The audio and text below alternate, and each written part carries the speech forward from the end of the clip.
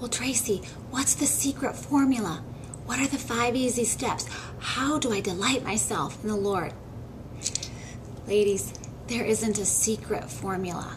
There isn't 5 easy steps, but sometimes that's what we think we need to do when we're talking about this intimate relationship.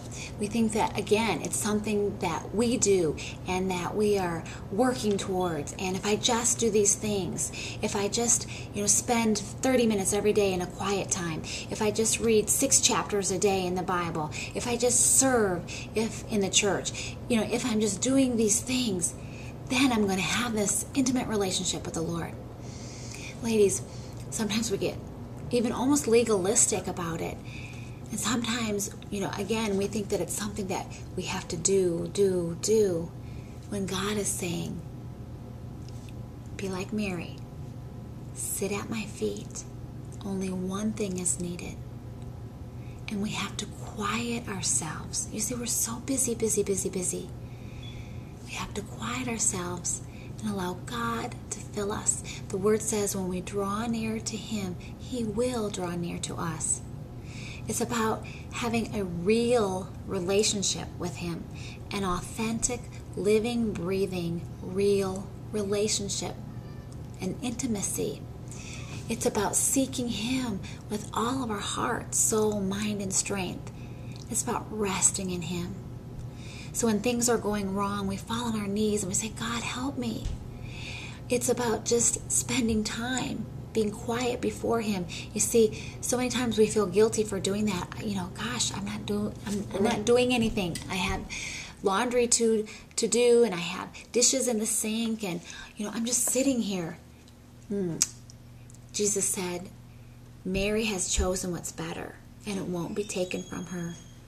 We need to spend that time just being still and quiet before the Lord,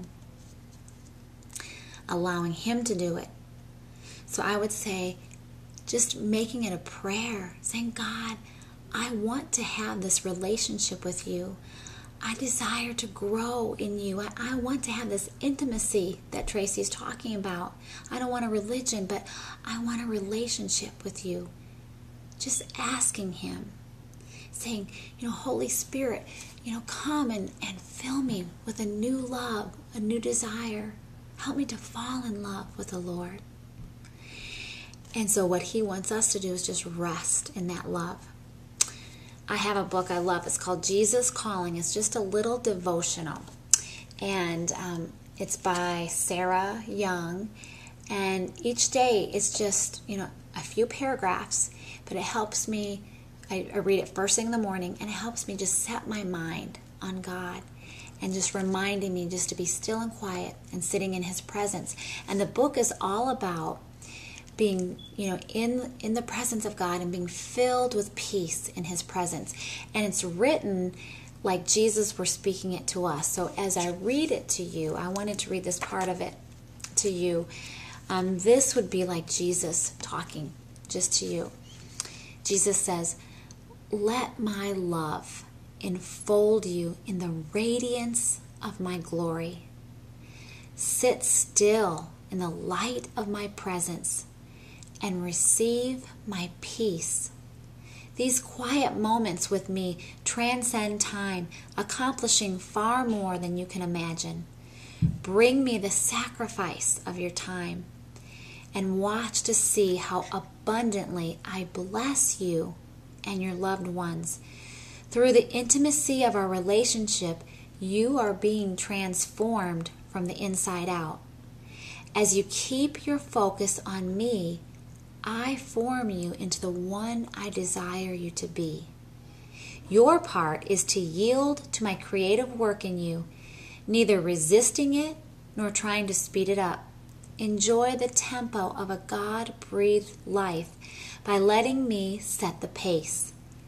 Hold my hand in childlike trust, and the way before you will open up step by step. You see, ladies, God wants this relationship with you even more than you do. He desires you so much. He woos you. He whispers to you.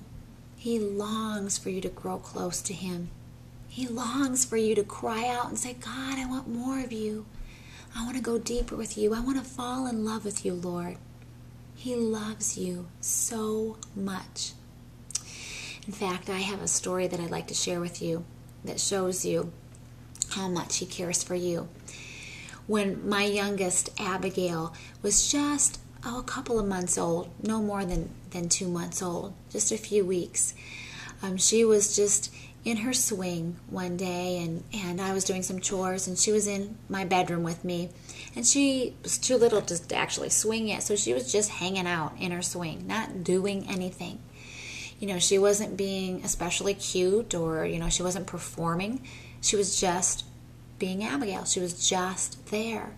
And I was making my bed, and as I looked over at her, I just kind of looked over at her, and all at once I was overwhelmed with this inexpressible, just this overwhelming love for Abigail.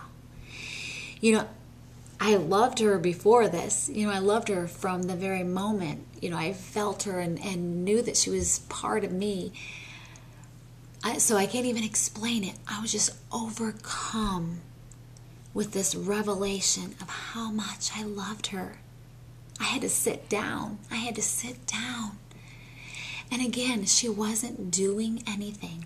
She wasn't being good. She wasn't performing. She was just being. And God spoke to my heart.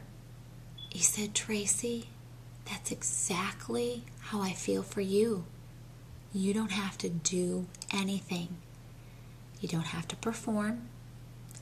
You don't have to be good. You just have to be. And I am filled to the overflowing with this inexpressible